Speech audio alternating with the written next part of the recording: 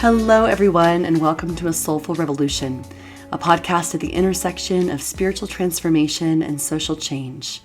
I'm the Reverend Lauren Grubaugh Thomas, a priest, writer, spouse, and twin mama living on the lands of the Arapaho, Ute, and Cheyenne peoples in what's commonly known as Littleton, Colorado. My guest today is Rabbi May Ye. Rabbi May is a Chinese-American Jew from unceded Wabanaki land. A weaver of tradition and fashioner of new liturgy and ritual, she seeks to center and highlight the experiences of those who've been disenfranchised and marginalized from Judaism and Jewish spaces. A passionate activist, she explores how to decouple Judaism from Zionism and is an ardent supporter of Palestinian liberation. Rabbi May, what a delight to have you on the show today. Thank you so much for having me. I want to begin by asking you the question I pose all of my guests, which is to invite you to share what it means to you to be a soulful revolutionary, someone living at this intersection of social change and spiritual transformation. Thank you. I guess I would begin by, um, you know, sitting with with the word revolutionary and wondering if that's really a word that I would use to describe myself. Um, it's not the first time I've heard that word and used in the context of my name and of my work. But to me, my work is human work. It's the work that I'm called to do because I'm a human being with my eyes open and heart open and with a conscience. It's not work that I think needs to be special. Like, I wish the work that I did was seen as ordinary work, was seen as work that everyone can and should perhaps um, be doing. But for me, I guess perhaps there's something about inhabiting this role that you define as soulful revolutionary because, or in spite of, the world that we live in. So, yeah, I guess I would offer in terms, like, by way of introduction of myself and in engaging with that question, that I went to rabbinical school because I care deeply about Palestinian liberation as a Jewish person and as a Chinese American Jewish person. And so I actually recently kind of admitted this to some friends of mine. It's not the only reason that I became a rabbi, but there is a small part of me becoming a rabbi that was out of spite, right? That was like me kind of sticking a middle finger, to all of these systems and saying, like, you don't get to define who a Jew is. You don't get to define what a Jew believes in. And I, a proud anti-Zionist Chinese American young woman who grew up in a completely secular household, um, gets to be a rabbi. And, before that, like, gets to be a Jew. But I was facing so much pushback that there was a split moment in time where I had this thought of, like, but what if I was a rabbi? Like, if I was a rabbi, would I still get this pushback? Would I still get all of this nastiness? The answer is yes. Now that I'm on the other side, but it's different.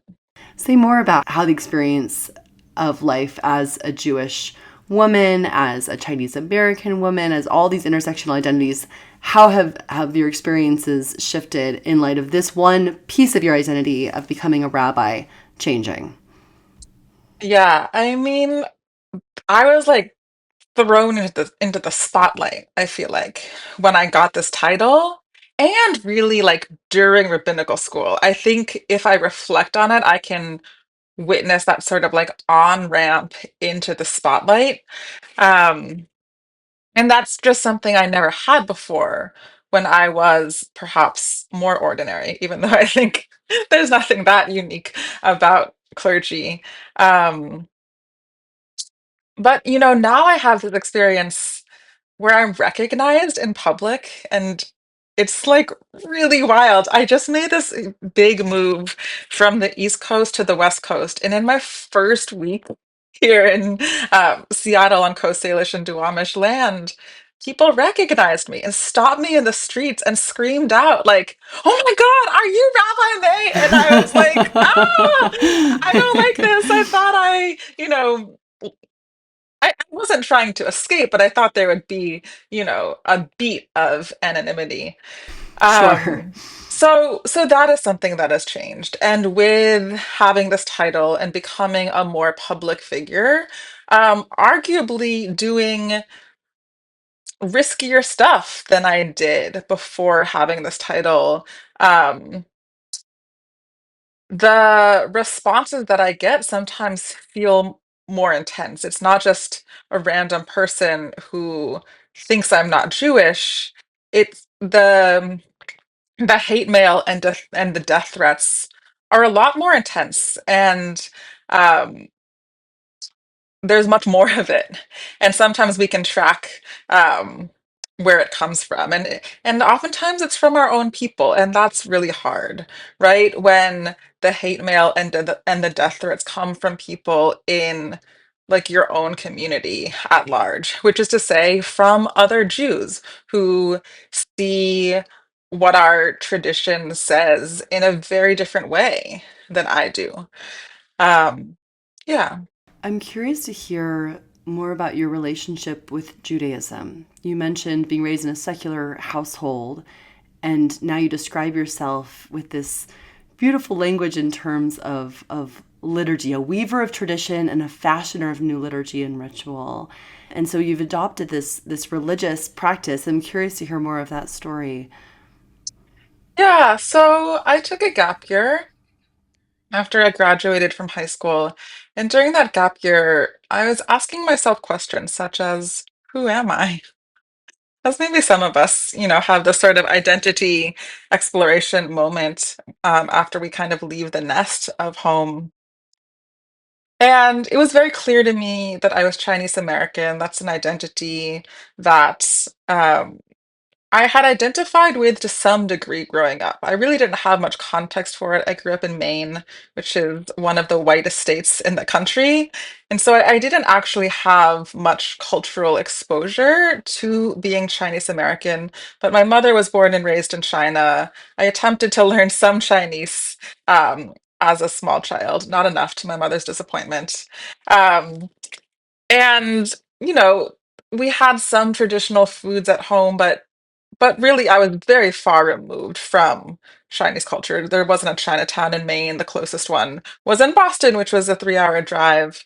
Um, but I was reflecting a lot on what it meant that I would sometimes refer to myself as half Chinese. And so that led me to ask myself, well, what's the other half? And that's when I began to reflect on the fact that I knew that I was Jewish to some degree. I grew up secular. We didn't go to synagogue. I didn't go to Torah school. Um, we didn't do holidays at home or with friends or in a synagogue space, but there was a part of me that knew that there was something else there. I knew the stories of my grandfather who was arrested on Kristallnacht, sent to the concentration camp at Dachau, and was released with like the tenacious advocacy of my grandmother. Um, and I knew a little bit about my grandmother. She passed away, I think, when I was around 10, so we didn't know each other for a long time. But I did have a somewhat of a relationship with her. And I remember just like vaguely hearing Jewish things in the background, just to be like, oh, your grandmother asked to speak with a rabbi. It had no context. It made no sense, right? Like for myself and like my most immediate family, we had no religious um we had no relationship to religion, and I don't believe that my grandparents did either, but it's not unfamiliar that people ask for clergy as they're coming to the end of their lives. And so I remember that sort of anecdote. I remember looking out the kitchen window in my childhood home and like knowing that the pink house over there was Rabbi Krinsky's house. Who was Rabbi Krinsky? I don't know. I don't know, right? Like a rabbi, and like we knew who he was, but did we ever go to his shul? Like, had I ever heard him give a sermon? No, I had no idea, right? So I think after high school, I began to start connecting some of these dots and being like, okay, there is something there, right? There's something there. I think that's the quote unquote other half of me. And I began to poke at it. And this is maybe where some of that spite comes from. Um, because I kept trying to get involved in Jewish life and in Jewish spaces. Um, in undergrad, I tried to join Hillel, I tried to join Chabad, and over in one way or another, I was told, no, you're not welcome here. You don't look the right way. You don't have the right politics, right? And the thing about me is that just made me want to try harder, right? I like kept wanting to knock on those doors and be like, who is going to let me in? I don't know if I'm religious. I don't know what my relationship is to Judaism, but someone let me in. And so I kept knocking on those doors. And to fast forward in time, really the first time that that door opened for me was when I began rabbinical school, which is a wild journey. Um, of like, wow, the first time a door opened for her was when she became a rabbi. And that's also what causes a lot of people to say that I'm not a real rabbi. And right, like the haters, like those who are against me really love to use my personal story of coming to Judaism against me. Um, but to me, it's been a powerful story, and it's been a story that I've been able to use to connect with so many congregants and Jews in my life. Some who grew up secular, some who left the faith because of their political convictions. Um, and yeah, I guess just to like flesh out the story of what I mean when I say that when I started rabbinical school was the first time that doors opened for me. It was only in rabbinical school that I observed Rosh Hashanah for the first time, Yom Kippur, Passover. Like I had no experience with these things, and the first time I engaged with them was from the bima, was from the pulpit, um, Wow. as Wow. an intern. So yeah, Oh my goodness. It's such an incredible story of your discerning who you are and trying to find community in a place where you could authentically be yourself. And I'm really curious how your political conscience was emerging during this period. You mentioned that your politics weren't welcome in some of the Jewish spaces that you tried to access in college. And I'm curious, was especially around Palestine, but also more broadly, was this awakening that you were having around your religious identity happening concurrently with your political conscientization, or was that something that like long predated the religious awakening that you experienced? yeah. I would say that it was a both and I feel very lucky that the moment of my like exploration of my Jewish roots was happening both religiously and politically at the same time, right? I work with so many people that have all this unlearning to do, and to come to a religion politically and religiously at the same time continues to mean so much to me. The political roots were there along with the religious roots. Um, so upon my grandfather's release from the concentration camp at Dachau, um, he and my grandmother fled to the United States. They came through Cambridge, Massachusetts, and then, soon after settled and landed in Maine, which is where I grew up. And in Maine, my grandfather had taken a professorship at Bowdoin College where he was teaching philosophy. And as a professor, in those days, he was required to give a chapel talk every so often. And there's one chapel talk that he gave in which he spoke out very strongly against the formation of the state of Israel. Wow. And it's one of the most powerful and important pieces of my family history to me. Because, in today's climate, I can't tell you how many times I hear like Israel has to exist because of the Holocaust. And that's when I always just raise my hand and say, but like my ancestors were incarcerated in the Holocaust. They survived the Holocaust and they said, no, not in my name. This is not safety for me or for Jewish people. Um, and so would my grandfather have used the language of anti-Zionism? I don't know. But was that like the most anti-Zionist thing to do, to say no to this state and to say not in my name? Absolutely, in my Yeah. opinion. And so I feel incredibly blessed to come that my paternal lineage is one of anti-Zionists. I Wow. That's remarkable. right, so I've told the story about my grandfather's anti-Zionism, and if I look at my father, would he call himself an anti-Zionist? I'm not really sure. He certainly would not call himself a Zionist. I don't know that he's sat much with the lingo itself, and I'm not sure how important that is to him.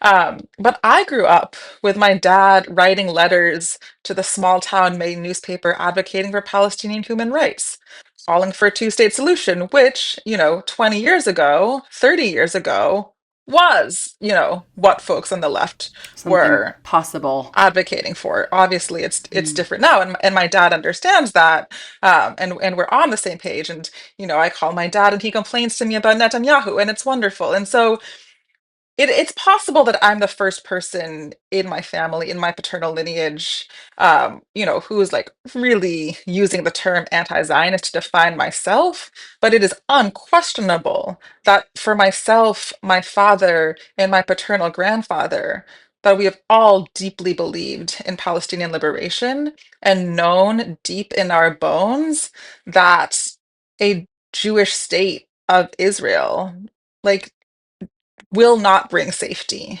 for Jews, and has not. Um, Wow.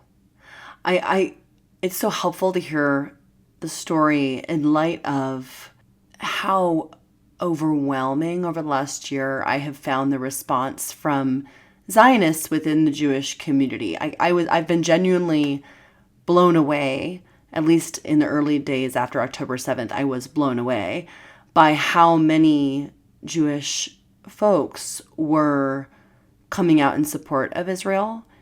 And I say that as somebody who has traced my own family lineage as one of being in alignment with people, being in solidarity with people who are struggling for human rights everywhere, because my maternal ancestors, my great grandfather, fled pogroms in Eastern Europe as a young Jewish boy.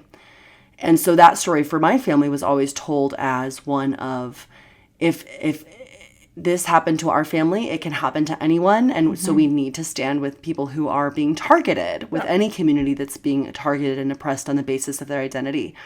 And so I with the last year now of experience, year plus of bearing witness and seeing the reactions that folks have had, Zionists who are Jewish and for me within my own Christian community, seeing the incredible lack of response from so many Christians who are afraid of being called anti-Semitic, and then of course of those who are like loudly Christian Zionist. But I'm no longer surprised by that, and I've come intellectually to understand some of the reasons why, and emotional reasons too, why people have this strong sense of affinity and allegiance to Israel. And yet it's still, like, I think ancestrally boggles my mind in terms of these lineages of these connections to trauma. I think I made a gross assumption that more people who had experienced trauma in their family lines would have transformed that trauma within this Mm. 2-3 generation period. And it's simply not the case. And so I wonder, for you as an anti-Zionist rabbi, how you help community to navigate that, how you yourself navigate that, how you help people navigate that who find themselves in opposition as you did as you continue to in various ways. Because I hear in your own story, and I have observed from the outside, like how isolating that must be. Yeah, it's a good question. So I was ordained in 2023, so it's been a year and a half or so at this point. And, leading up to that process, I was having a lot of discernment about like, what is my rabbinate, right? And what is the rabbinate of other people? And I've been thinking a lot about that question over the past year and few months, right? Like, what is my unique role in serving Jews, and what roles are already being filled in some ways? And I've identified for myself that I see my role as serving and supporting anti-Zionist Jews. There are not a lot of anti-Zionist rabbis in this world. We are growing in number, but there are not a lot of us. And I've had the immense privilege, and thank God I was with this congregation in a post-October 7th world. Um, but I was working with an explicitly anti-Zionist congregation in New Wow. Haven, Connecticut, coming out of rabbinical school and during October 7th and more or less the first year um, after that. And to me, that felt like rich and meaningful work. I wanted to support anti-Zionist Jews, right? I wanted them to know that they too can have a Jewish spiritual, political experience, whatever they needed, that they too can have access to a rabbi. And so, I'll say honestly that for myself, I see myself as less of what I would call an open tent rabbi, but more so as the rabbi who's creating a Judaism that's decoupled from Zionism for Jews. Yes, for anti-Zionist Jews, but also for Zionist Jews, right? Who have other people, because there are many people, right? Rabbis and others who are supporting people in that Jews, in that unlearning process of Zionism. I want to make sure that they have a community. Right? When they have a lot of grief about, oh my goodness, I just left my synagogue because it's no longer aligned. I want to make sure that they have that. And we have so little of that that's explicitly anti-Zionist, that doesn't have Israeli flags on the pulpit, right? That isn't saying the prayer for the state of Israel in services that I feel invested in making sure that we have a rich, rich, rich anti-Zionist Jewish community that has rabbinic leadership for Jews to enter into. And the reality is that we are so resource limited, right? Like, why am I in Seattle? Why am I not in New Haven, Connecticut right now? Because my dream job didn't pay the bills. They could afford to pay me Right. 5 hours a week, right? And Mm. so I had to put a pause on creating that Jewish spiritual world for anti-Zionists that I know we need now. I Mm. know we need it Mm. now, and we desperately need it into the future, right? We need something to hold us when Zionism falls. Um, and to go back to your question, does that mean that I don't, engage with Zionists or support them through unlearning? Not necessarily.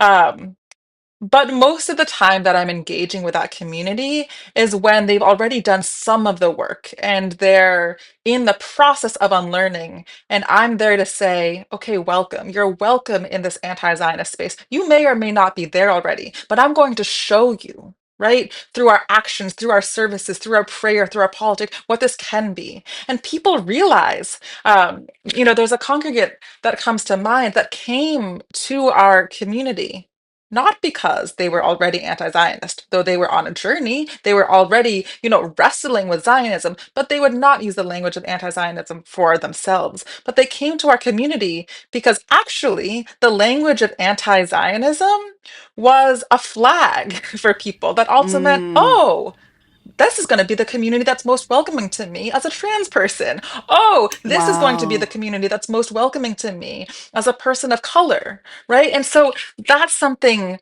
that I think is so important, that there's a lot of people who push back and say, well, we don't need labels. And actually, I make the argument that actually saying the label of anti-Zionist means so much more. It means, to the best of our ability, at least more so than Zionist communities where anti-Zionists have been made to feel unwelcome. That, like, if you show up to an anti-Zionist community, no matter who you are and where you are at on that political spectrum, you know that most likely we're going to be a little bit more anti-racist, right? And a little bit more welcoming and affirming of our queer and non-binary and trans family, etc. And so, yeah, that's kind of the lane that I've identified for myself in the rabbinate, and that's at this moment in time, right? That's a year and a half out of being ordained. That's 7.5 years since I began rabbinical school, and that can change, right?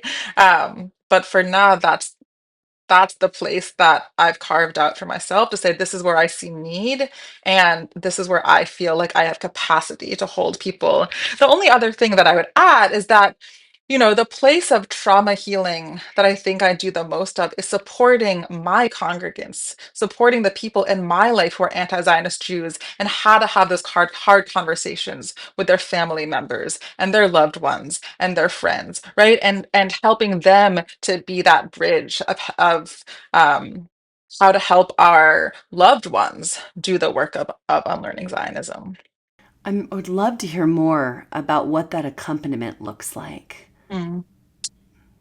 Um, I mean, I think it's very pastoral, right? It's a lot of listening. It's a lot of, as you were saying, like recognize where the trauma points are, recognizing where the pain points are, and sitting with them, right? Being able to name, okay, we understand where this behavior comes from, where this action comes from, where this comment comes from. So we're going to sit with it. We're going to feel into it. Um, and we're going to explore where it comes from, and I think that can help, or I've seen it help people um, be able to approach conversations with loved ones with a bit more compassion and understanding, and also um, like clarity and confidence in those conversations to say, like, I've taken the time to like sit with all of these things. Okay, I think I understand, or I have the questions to ask. And um like I understand myself in this picture, but um let like then for that person, like let me see how I can sit with this loved one, and how can we listen to each other, and what is the pathway forward. And really what I would say is that I'm in community with so many people that help me do this work, and I have I'm connected to so many, how to have hard conversation, workshops that I get to send people, and I have wonderful anti-Zionist Jewish therapists in my circle. So, we build kind of the mycelium network to support each other and to um, make things happen. Yeah, yeah, resourcing and creating networks of care. I used a phrase, there was a phrase that you used earlier that I'm really curious about. You talked about, I believe it was the building communities that can support us through the fall of Zionism. Mm. And I'd love to hear more about that. When you talk about the fall of Zionism, perhaps part of the question is what is your view in terms of the trajectory of this ideology and this political project, and its its timeline, but more so than that, the question of I'll make a connection here to somebody that I've been reading that I hear echoes of her in what you're saying. There's a native Hawaiian elder named Norma Wong. I don't know if you're familiar with her work. She has a brand new book that came out on, I believe, Election Day, that's called When No Thing Works. And the subtitle is something about the time place of collapse, like living through the time place of collapse. And part of what she's talking about is having this really long view, what she calls the far horizon, and then also having the near horizon that we can imagine, that we're working toward in terms of what might be possible for ourselves, for our children, for our grandchildren, for those near generations. Whereas the far horizon is maybe 150 years hence. And in the interim, she says that in the space between is this apocalyptic moment that we're already living into, Mm. and that we have to have horizons. We have to be able to look up and see that there is something hopeful that can guide us, that can give us a sense of community and a sense of something to live for in the midst of so much catastrophe. And so I think the question I really want to ask you is about your near horizon and your far horizon in terms of the work that you do. And then what does it mean for you as a rabbi to navigate this apocalyptic moment that we're experiencing? Yeah. Yeah. It truly is an apocalyptic moment in so many ways. Um, I mean, in the near horizon, I want anti-Zionists to be able to have rich and flourishing Jewish lives. And I want them to have all the resources that Zionist Jews have. That's a tall Say order. more about that. Yeah. I It's mean, a you've tall talked about order. how few communities there are, period. But when you say resources, say more about that. Yeah.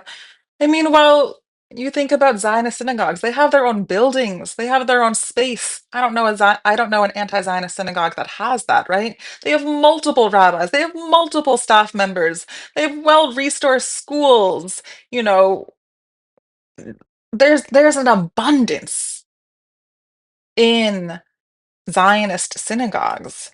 And as an anti-Zionist rabbi, kind of on this like um I don't know, like forefront of building an anti-Zionist Judaism and figuring out what synagogue life and spiritual spaces are like, we don't have spaces, right? We're scrambling to rent spaces from Christians, which is lovely. Like, thank you for your generosity, right? And I had a really interesting conversation the other day with a congregant who said to me, and my child saw Ner Tamid for the first time and didn't know what it was because we don't have our own space. So my child hasn't, been able to go to a synagogue and be like, oh, this is a Jewish symbol, right? Or this mezuzah, it's a Jewish thing. They don't see it in their daily lives, right? We are blessed to have partners and to be able to have spaces where we can pray, but so often it's in Christian or other spaces where we're like, covering up crosses or like baptismal founts or whatever. And I think that's just, a tricky challenge when there are limited resources. Um, in terms of limited resource, like how much money do we have to pay? And where do we get that money from, right? Like I was able to work 5 hours a week, right? And so if I'm able to work 5 hours, paid to work 5 hours a week, where's the school? Where's the education for our kids coming from, right? Like, how are we building these structures and networks and schools for our children to learn? How are we creating beautiful and robust high holiday services if in my 5 hours a week I have to do all of the admin work and the pastoral care and the program leading and, the sermon writing and teaching of the children, right?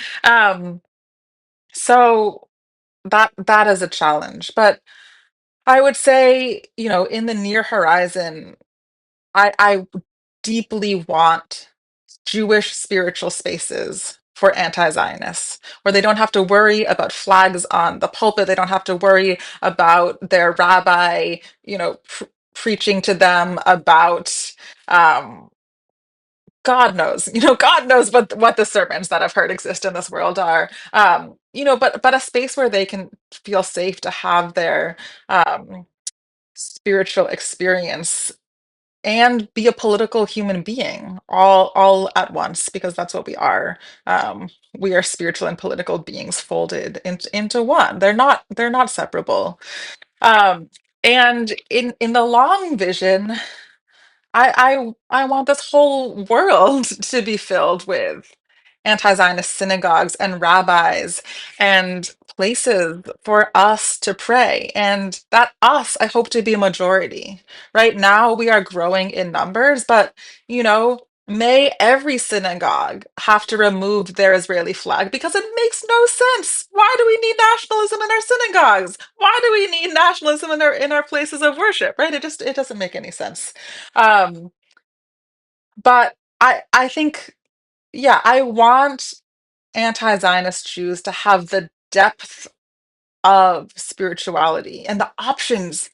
That's the thing, the options, right? When there's one anti-Zionist synagogue in town, or in your entire state, or in your entire region, you don't get options, right? And so, as an anti Zionist rabbi with a synagogue, I'm left trying to figure out, how do I support, my congregant who grew up Orthodox, my congregant who grew up conservative, my congregant who to this day wants a traditional practice, but also my congregant who grew up Reform, and also my congregant who grew up secular, and also my congregant who grew up renewal, and also the person who wants all the Hebrew, and also the person who wants none of the Hebrew, and the person who wants all of the new melodies, and the person that wants all of the old melodies, and, right? Like, how am I supposed to do that? How is one synagogue supposed to do that? So I think that's the other thing with, like, Zionist synagogues and resourcing, is you can have five conservative synagogues in a city, Right. right? And five Reform synagogues, and three Orthodox ones, and one Sephardic, and right? And, like, I'm trying to do it all in like one broad region of the country, right? We're not even talking about a town and the opportunity to travel. And it makes it hard because, there can be an argument made, well, then someone can go on Zoom and join their community on Zoom. But actually, for someone who is the most observant, that's not going to work for them because they can't use technology on Shabbat. So there's a lot of conflicting things that resources will support, and I hope that we will have those financial but also people and space resources so that anti-Zionist Jews can have access to all the same Jewish spiritual religious things that Zionist Jews currently have access to. And the thing, and I just want to say, in terms of the fall of Zionism, what I will always say to that is Palestinians will have the answers, right? It is not my place to say, what the future is for Palestine, for Israel. Um, and yeah, I will always just invite us and remind us to, like, turn to Palestinian voices and follow their lead and heed their calls. I'm curious about how, as an anti-Zionist rabbi, you enter into community with Palestinians and what that dynamic is like. I mean, I have watched in awe how organizations like Jewish Voice for Peace, of which I know you're a leader, that these organizations are doing what you've just reminded us so graciously to do, to be following the lead of Palestinians. And I also imagine it's not simple to inhabit this work well, as an anti-Zionist rabbi, in light of all of the all of the emotions, all the feelings, all the trauma Mhm. that is held within the Palestinian community, that is held within the Jewish community. And so I'm curious how, yeah, just the texture of those relationships, if you'd share. Yeah. It depends on the relationship. It depends on the person. I think for most of us, we have a lot in common. We have a lot of appreciation and gratitude for each other. And that's predominantly what I experience from Palestinian community. Like, thank God, right? And really what they say to me is like, thank God, my sister, right? Like, thank God we're on the same page, we're on the same team, we want the same things, right? You're not our enemy. That's really the predominant message that I get, especially in working, in like interfaith environments with Palestinian clergy. For example, on the day-to-day organizing front, especially when we talk about direct organizing, that's where it gets a little messier.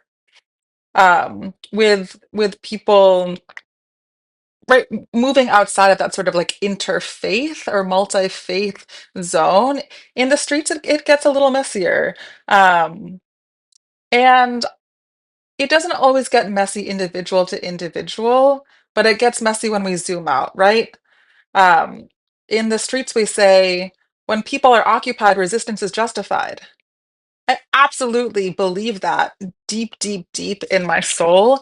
And sometimes when we represent larger movements, that sort of language, right? Conversations around resistance, I think, are so, so, so important. And I love having them. And that's the place where I notice the most tension and friction and divisiveness, right? Because you get into the weeds and it's like, some Zionists will say, or people who are on their journey with Zionism, well, you're endorsing killing my people, right? And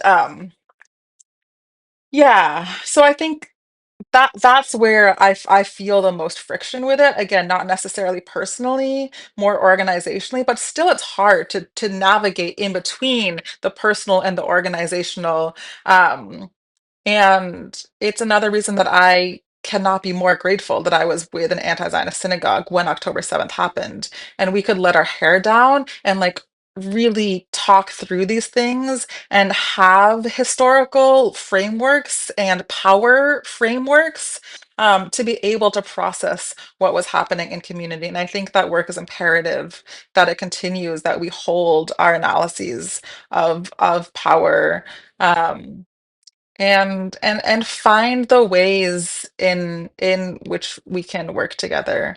Um, it's often not easy, but sometimes it is easy, and it is always, to me, it is always beautiful, and connective, and brings me hope. And I really hope for my community that we can be having those conversations more internally, that we can be wrestling with what it means when people are occupied, resistance is justified, because that is something that I deeply believe, um, and how we can engage with that concept um, with with our community partners. Would you walk us through a conversation that you would have with somebody who's on their journey and has an openness to learn about that topic of when Mm. people are occupied, resistance is justified? Perhaps somebody who grew up in a Zionist community and is wanting to unlearn that, but finds themselves stuck on that question. Yeah, it's really hard. Um, and I understand like the infinite ways in which that phrase feels like a personal attack, especially when you have family and loved ones um, that live in Israel. And I can't say that I have the answers, and I don't have the answers for any individual person in their journey. Um, I think I'm going to pull out an anecdote because it speaks louder for me. And that's when I first asked my dad, "Hey, Dad, why do you care so much about Palestine?" And I was not that young at the time. I was like, I don't know, high school or college aged. And he said to me, "May, we live on unceded Wabanaki land. And if an indigenous person were to come to our house and say, 'This is our land,' we would give it back to them. That's what's happening in Palestine." And to me, that's so succinct and it's so right. Like, my dad was not saying, "Oh, they're going to try to kill us. They're going to try to evict us." Like, it wasn't that sort of like militant conversation. It's like, this is theirs. We give it back to them. I mean, it's a kindergarten concept, right? Like, um, so yeah, I think there's some maybe compartmentalization that has to be done of like, what can we understand intellectually and what journey can we go on intellectually, and then doing the work of connecting it, emotionally and somatically, and understanding like, how does the fear live in our bodies, and like, of that, what is like real, right? And like what is actually a threat, and what is possible. So um yeah. What helps you stay grounded in these difficult conversations and in this apocalyptic moment in general? What is keeping your soul anchored? It's hard. That's my truth. It's been a really hard 14 months. Um, Comrades, good people, like, yeah, is really important. Also, I just moved to Seattle and it's like so beautiful here, and I will never stop being in awe of seeing mountains over water every day.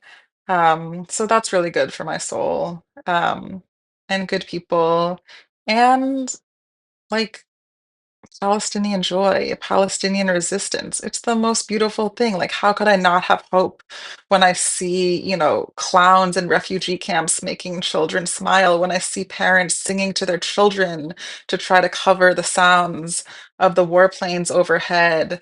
Um, you know, when I think about Palestinians resisting and surviving and thriving in however possible, I can keep going. I just want to like sit with that joy and that resilience that has been sustaining for me too. Mhm, The faith and the resilience and the love, seeing Palestinians pulling one another out of the rubble, seeing my friend Muhammad care for his toddler son Khalid and getting him new clothes and making sure that he has a diaper to wear. It's mhm, remarkable. And I wonder about, in this apocalyptic time that we're in, how to be moved, how to continue to be moved by humanity, mm, to have open hearts and stay soft and vulnerable and to be changed and not go numb because of all the pain. mhm. And I wonder, and maybe this is a place to land, I wonder about those ancestral learnings Mm, that you shared at the outset mhm. in terms of the trauma in your own family and what that has to teach you about the way that you respond in this moment to this chaos and catastrophe and violence that's unfolding all around us. Mm. What are the threads that you draw from the witness and the courage of those who went before you? Yeah. Um, I already used the word tenacious to describe my grandmother. That's inspiring to me. My grandfather's survival and just like coming out of that with such clarity around what is right, right? Like, perhaps putting himself aside, right? If like a lot of people were saying like Israel's the answer, he's like, no, it's not about me. This is not how we bring safety. I don't get my safety at the cost of another people. And that like intersection of clarity and compassion, I think is what I keep my eye on. Um, and the humility, right? The the not centering of the self in that, but of centering humanity, of centering what's right, of centering the knowledge that there were people in that land before, and they are people just like you and I, and they deserve, full, wonderful lives. Um, and, those are the things I see in my dad too: tenacious, clarity, compassionate. And those are the things that I hope to um, nourish in myself as I'm a rabbi in this world, both in my interactions with Jews and congregants, and in my interactions with Palestinians and people in the streets. Rabbi May, thank you. What a privilege to be able to hear your story and to learn more about the ways that you move through this world as a healer and as a weaver of story. And I wonder if there is a last word that you'd like to leave with our audience today. Um, well, I'll just say thank you so much for having me. And yeah, I guess close by saying that Palestine will free themselves. We will do everything we can to support and follow their lead and heed their calls. And um, we will not be the ones to take the credit when Palestine is free. And I look forward to that day. Amen. And from the river to the sea. Amen.